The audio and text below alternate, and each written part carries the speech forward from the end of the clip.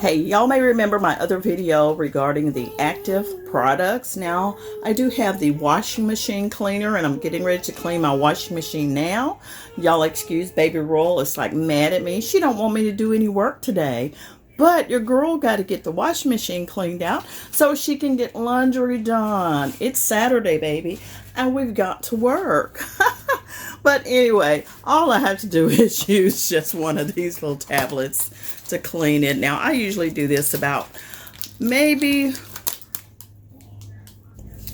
just once or twice a month and keep it clean. You know, we have all kinds of soiled garments that come into our washing machine, and these little tablets help to dissolve all of that. So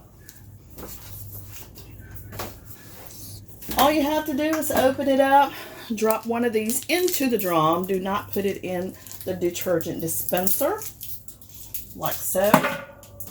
And we just turn it on to normal. And I use hot, and that helps to kind of wash it away. I'll go ahead and start it up now, and that's going to run through, and we'll have a clean washer in about less than an hour. Done.